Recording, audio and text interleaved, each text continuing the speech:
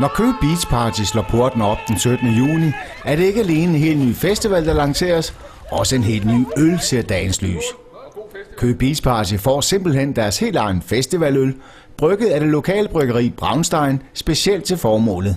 Nu er jeg fra Jylland af, og der skal meget til at imponere jyderne, men jeg tror virkelig, at dem fra Jylland, jeg tror virkelig, de bliver imponeret om, at Køge Beach Party, de har deres egen øl. Jeg tror, der er nogen, der bliver overrasket.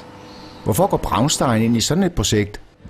Jamen, først og fremmest er det jo hele tanken om at bakke op om et godt initiativ, og det synes vi selvfølgelig også, at Køge Beach Party er i år. Det er klart, at i og med, at der kommer så mange nye gæster til Køge, og Køge er og bliver vores hjemmebane, så er det klart, så spiller vi på den, og derfor er det klart, at vi sætter alle sejl i forhold til markedsføring, også i forbindelse med Køge Beach Party. Det bliver ikke rundt om på Køges restauranter, man kommer til at se, hvordan den nye øl modtages. I modsætning til meget af alt det andet øl, vi render rundt og laver, så får det faktisk premiere, og det eneste tidspunkt, man kan smage det øl, det er rent faktisk på festivalen. Så det var måske også en god idé at tage på Køge Beach Party, for at nyde god musik, men også at nyde noget godt lokalt øl. Er det så en festivaløl, som I kan være bekendt? Men jeg er faktisk overrasket, hvor godt det smager. Jeg havde så forventet, at det ville være sådan et mere stærk øl, men jeg synes, det er en god, let festivaløl, som jeg tror, alle kan drikke.